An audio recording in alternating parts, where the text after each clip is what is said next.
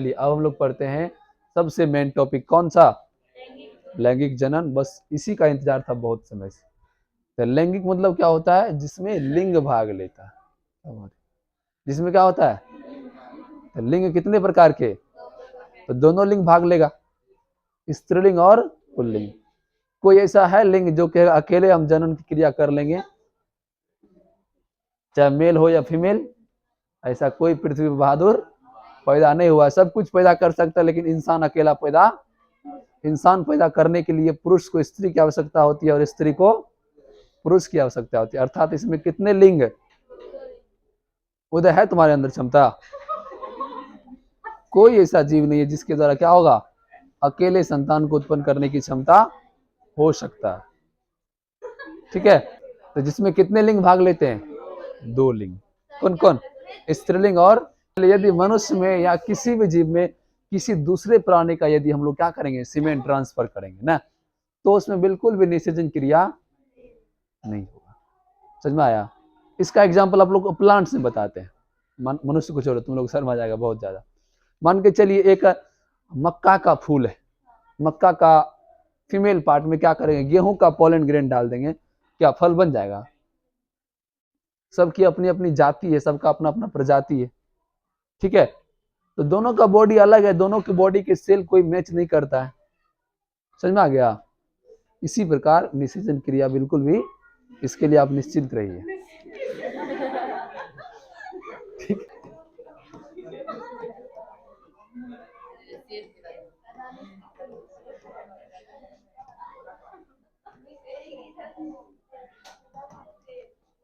चलिए समझिए। अब क्वेश्चन पूछना कोई गुना नहीं है, सही क्वेश्चन था, बता दिए।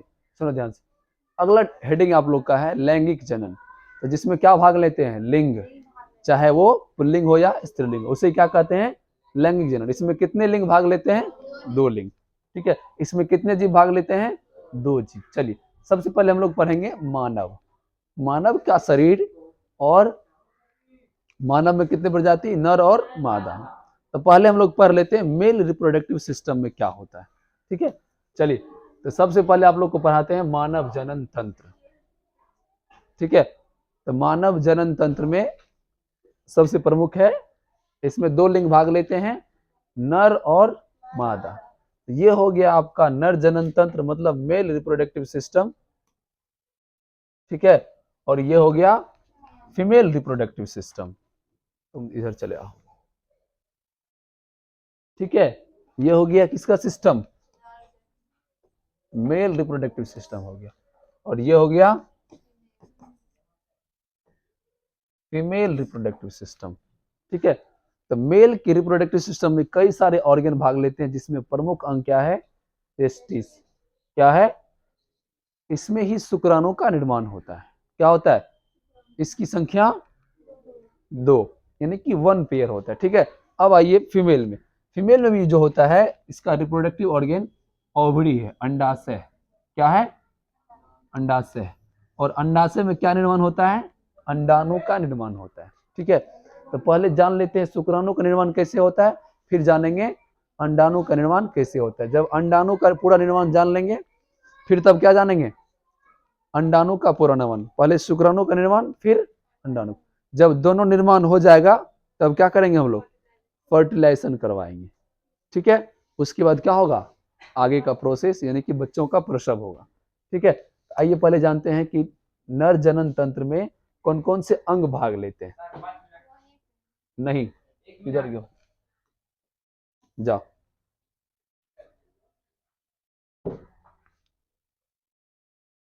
चलिए समझिए, हो गया आपका नर जनन तंत्र का डायग्राम। ठीक है,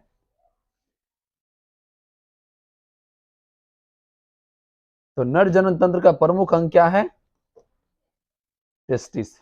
ठीक है, इसमें क्या होता है? टेस्टिस का निर्माण होता है, सॉरी, शुक्राणु का निर्माण होता है, और इसके अंदर जो होता है वो बहुत सारी लंबी लंबी ट्यूब होता है, जिसका नाम है सेमनीफेरस ट्यूबुल्स। आप लोग नोट्स देखिएगा तब सबको समझ में आएगा। ठीक है, सबके पास नोट्स है ना? सेमनीफेरस ट्यूबुल्स, इसको हिंदी में कहते हैं शुक्र जनन नलिका या शुक्राणु जनन नलिका। तो टेस्टिस के जिस भाग में शुक्राणु का जन्म होता है, उसको क्या कहते हैं? शुक्राणु जनन नलिका। तो इसी नली में क्या होता है, शुक्राणु का निर्माण शुरू होता है। क्या होता है, से बैठिए। और इसके ऊपर जो मोटा सा एयर लेयर देख रहे हैं ये वाला, ये हो गया इसका गोदाम। ये क्या करता है, इसका नाम है इपिडिडामिस अधिवृषण। क्या नाम है, अधिवृषण इसका नाम। ठीक है। और यहाँ एक नली लगा रहता है जो क्या करता है, सीमेन को या स्पर्म को बाहर निकालने का काम करता है इस मार्ग के द्वारा। ठीक है। इसका नाम है शुक्रवाहिका नली। क्या नाम है उसका, शुक्रवाहिका नली, या हिंदी में कहते हैं, इंग्लिश में कहते हैं वेस डिफरेंस। क्या कहते हैं, देखो इधर कहीं लिखा होगा, हाँ देखो यहाँ है लिखा हुआ वेस डिफरेंस। हिंदी में क्या कहते हैं, शुक्रवाहिका नली। क्या कहते हैं, जिधर से शुक्राणु बहता है, जिधर शुक्राणु निकलता है, उसी नली को क्या कहते हैं, शुक्रवाहिका नली। ठीक है। उसके बाद ये हो गया आपका ब्लेडर, जिसमें यूरिन रहता है, और यूरिन भी इसी रास्ते से निकलता है और स्पर्म भी इसी रास्ते से निकलता है। दोनों का कॉमन रास्ता, एक ही रास्ता है। सीमेन भी निकलेगा और यूरिन भी निकलेगा। ठीक है।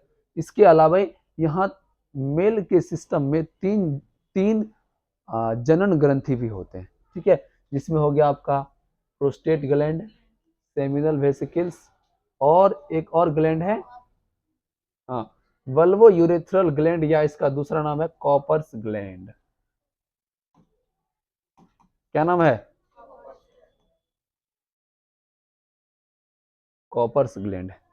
तीन ग्रंथि भाग लेते हैं किसमें, नर जनन तंत्र में। ठीक है। तो स्पर्म का निर्माण कहाँ होता है, शुक्र जनन नलिका। जमा कहाँ होता है, अधिवृषण।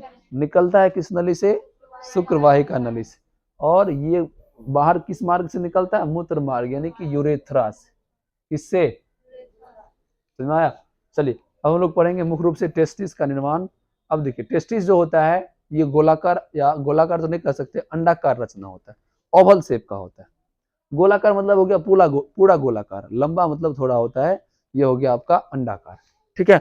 इसकी संख्या कितनी होती है, 2। कितना होता है, और ये जो होता है आपके एब्डोमिनल कैविटी के नीचे, यानी कि अमाशय के नीचे होता है। ठीक है। इस रीजन में होता है, और उसका स्ट्रक्चर कुछ इस प्रकार से होता है।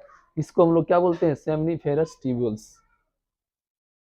इसके अंदर जो बहुत सारा ट्यूब देख रहा है, ये देखो है ना, सेमनीफेरस ट्यूब्यूल्स लिखा हुआ।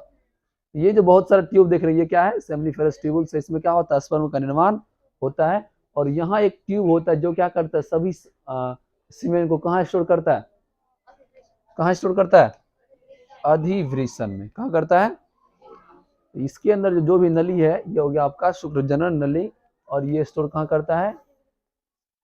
ठीक है। और बाहर कौन निकालता है, वेस्ट डिफरेंस, जिसको हम लोग कहते हैं शुक्रवाहिका नली। क्या कहते हैं, यहाँ तक समझ में आया। चलिए चलिए अब जानते हैं, बताइए दिए। अब देखिए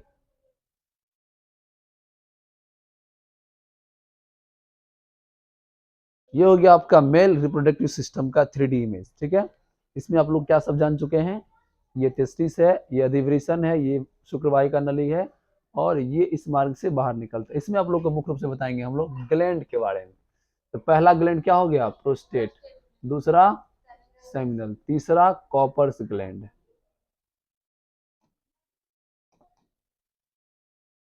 ठीक है। इसको हम लोग हिंदी में कहते हैं पुरास्थ ग्रंथि। क्या कहते हैं, पुरास्थ ग्रंथि। ये हो गया, इसको हम लोग हिंदी में प्रोस्टेट ग्लैंड ही बोलते हैं, प्रोस्टेट ग्रंथि। क्या कहते हैं, और ये हो गया आपका कॉपर ग्रंथि।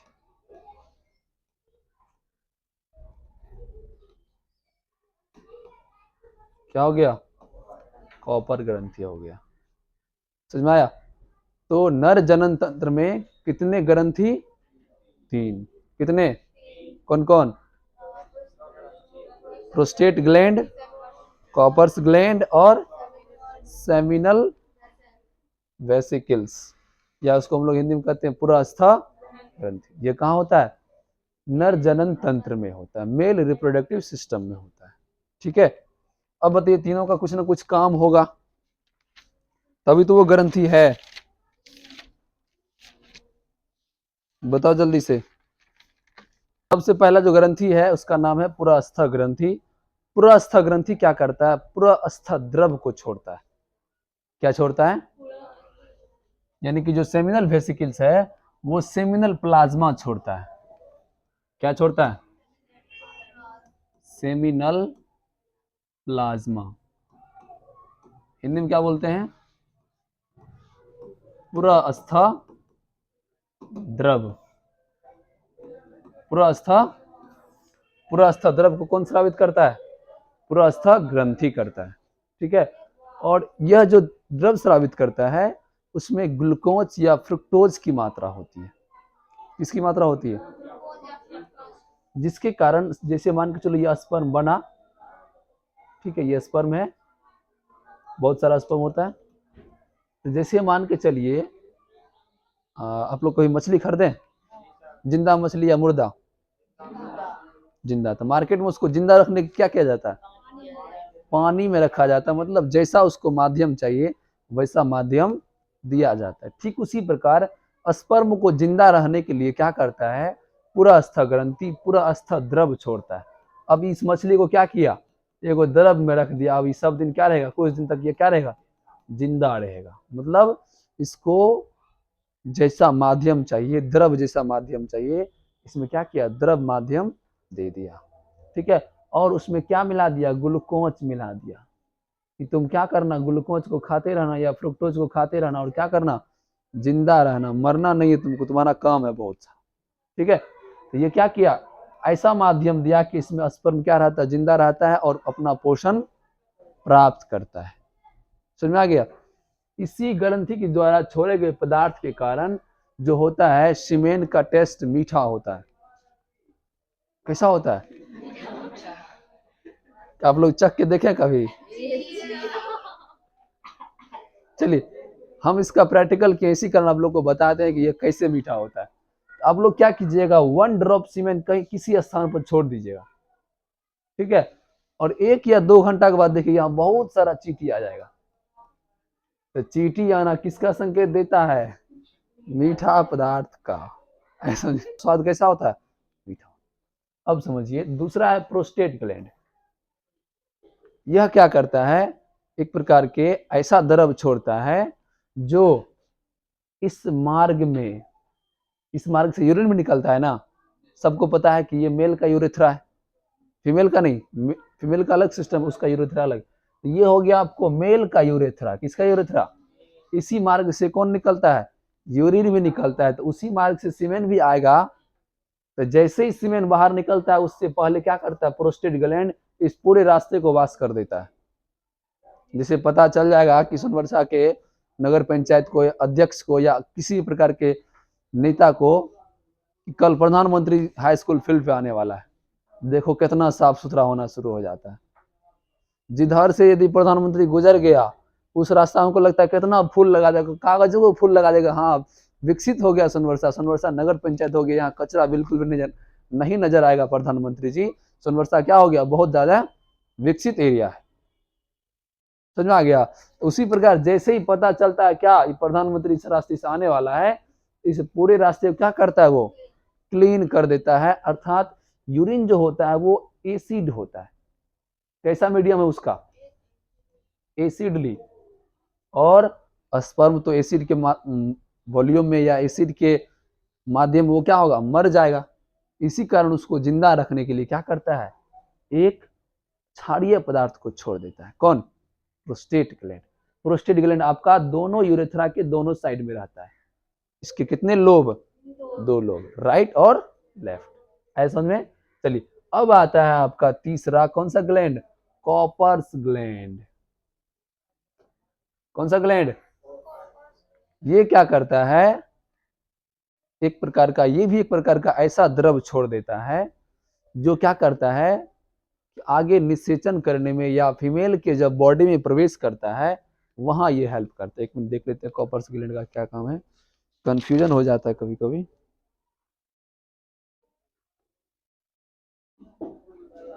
हाँ, वही बता रहे, जो बता रहे हैं वही है।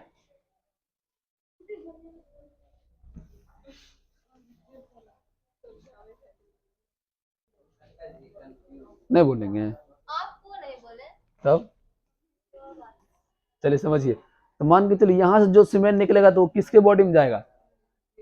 फीमेल के बॉडी। और फीमेल का जो बॉडी होता है उसका जो ये एरिया होता है बहुत ज्यादा करंट वाला, करंट नहीं कह सकते उसको, सॉरी, बहुत ज्यादा एसिडली होता है, अम्लीय होता है। ठीक है, क्यों? क्योंकि इस एरिया में इंफेक्शन ना हो, इस एरिया के द्वारा कोई बैक्टीरिया वायरस एंटर ना करे, प्रवेश ना करे फीमेल के वैजाना के थ्रू, या उसके बॉडी में कोई इंफेक्शन ना फैला दे। उसके कारण ये एरिया क्या होता है? बहुत ज्यादा अम्लीय होता है, ताकि कोई बैक्टीरिया प्रवेश करेगा तो उसको क्या करेगा? वो मार देगा। लेकिन जब इसको मार देगा तब तो स्पर्म को ही मार देगा ना, तो फिर फर्टिलाइजेशन कैसे होगा? फीमेल कैसे प्रेग्नेंट होगा? तो उसको माध्यम को उदासीन करने के लिए ये कॉपर्स ग्लैंड क्या करता है? एक प्रकार का क्षारीय पदार्थ छोड़ता है। क्या छोड़ता है? जो स्पर्म के आगे आगे जाता है। कहाँ जाता है? जैसे देखते हैं ना, प्रधानमंत्री जब चलता है तो उसके आगे कौन सा कमांडो रहता है? एसपीजी कमांडो और एनएसजी कमांडो सब रहता है। प्रधानमंत्री जो है ना 7 घेरा के अंदर रहता है, 7 प्रकार का पुलिस रहता है। तब बीच में कौन है? सबसे पहला घेरा में रहेगा ट्रैफिक पुलिस, दूसरा एरिया में रहेगा होम गार्ड, तीसरा में बिहार पुलिस, फिर उसका एसआई, फिर कांस्टेबल, फिर एसपीजी, फिर एनएसजी कमांडो। उसके बीच में कौन बैठा हुआ है? इतना घेरा के अंदर कौन रहता है? हमारे देश के प्रधानमंत्री। ये सुरक्षा है भारत की। ठीक है, ठीक उसी प्रकार जैसे यहाँ से कौन निकलेगा? प्रधानमंत्री निकलेगा, सॉरी स्पर्म निकलेगा, तो उसके आगे आगे कौन आएगा? सॉरी, कॉपर्स ग्लैंड के द्वारा, ग्लैंड आ जाएगा पूरा, ग्लैंड के द्वारा स्रावित पदार्थ आएगा और यहाँ के पूरे एरिया को क्या करेगा? उदासीन बना देगा। यहाँ की पूरे एरिया क्या करेगा? क्योंकि यहाँ का एरिया क्या है? अम्लीय है। और यहाँ से क्या स्रावित हुआ? अम्ल और क्षार की अभिक्रिया के बाद क्या होता है? खत्म। अब क्या होगा? सीमेंट का एंटर होना, स्पर्म का एंटर होना क्या होगा? शुरू हो जाएगा। समझ में आया? तो ये था आपका मेल रिप्रोडक्टिव सिस्टम। बोलो कोई क्वेश्चन इसमें, कोई डाउट? राधा कोई क्वेश्चन पूछ लो, नहीं को और पूछ लो प्लीज।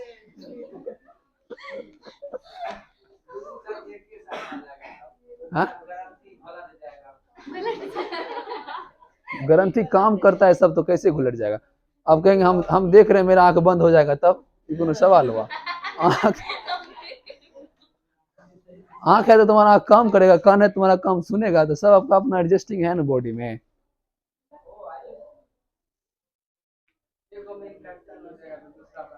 किसमें इन्फेक्शन है? इन्फेक्शन, हाँ इन्फेक्शन हो सकता है, होता है ना हाइड्रोसिल। जब चोट लगता है तो क्या होता है? इसके अंदर जो सीमेंट का निर्माण होता है उसमें क्या होता है? अधिक मात्रा में वाटर हो जाता है, जल भर जाता है, इसी कारण तो उसको कहते हैं हाइड्रो। हाइड्रो मतलब जल। यदि टेस्टिस में क्या हुआ? जल की मात्रा अधिक हो गया, उसको कहते हैं हाइड्रोसिल। होगा, कम मात्रा में होगा, उसका काउंट घट जाएगा।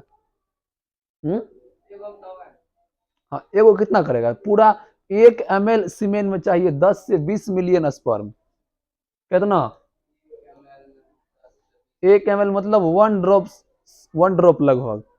1 ड्रॉप सीमेंट में कितना स्पर्म होना चाहिए?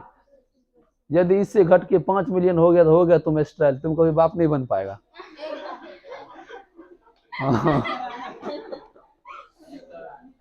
आया समझ में? हाँ, तो इतना काउंट होना चाहिए। 1 ड्रॉप सीमेंट में 10 से 20 मिलियन क्या होना चाहिए? स्पर्म होना चाहिए। तब क्या है? एक स्वस्थ मेल वाला गुण है, नहीं तो हो जाएगा फीमेल। अब देखिए, तो स्पर्म का निर्माण किस में? मेल में या फीमेल में? बोलो रे। मेल में। मेल में होता है स्पर्मेटोजेनेसिस, यानी कि शुक्राणु को जो बनता है उसको हम लोग कहते हैं शुक्राणु जनन। क्या कहते हैं? शुक्राणु बनने की क्रिया को क्या कहते हैं? ए बबनी इधर देखो, शुक्राणु बनने की क्रिया क्या कहते हैं? शुक्राणु जनन कहते हैं। क्या कहते हैं? तो शुक्राणु जनन किससे होता है? टेस्टिस में जो सेल होता है उसका नाम है स्पर्मेटोगोनिया सेल। क्या है? स्पर्मेटोगोनिया सेल में कोशिका विभाजन होता है, तब एक सेल से 2, फिर 2 से 4। तो बताओ एक सेल से कितना स्पर्म? एक सेल से कितना स्पर्म?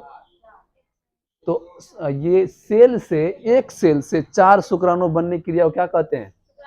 शुक्राणु जनन कहते हैं। हो गया क्लियर? जनन के आधार पर जीव 2 प्रकार के, एकलिंगी और, तो एकलिंगी जीव किसको कहते हैं? बताइए आप, एकलिंगी है द्विलिंगी? बोलो सुनो। हाँ, जिसके एक शरीर में केवल कितना लिंग, चाहे तो मेल है या तो फीमेल है, ठीक है ना? एक ही लिंग है ना। लेकिन ऐसे होते हैं जिसके एक शरीर में कितना लिंग, उसे क्या कहते हैं हम लोग? द्विलिंगी जीव कहते हैं। एक जीव में कितना लिंग?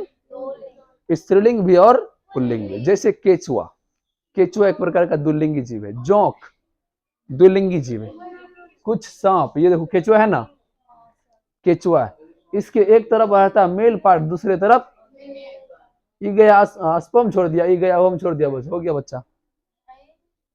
समझा? एक ही जीव में यदि 2 लिंग होता है तो उसे क्या कहते हैं?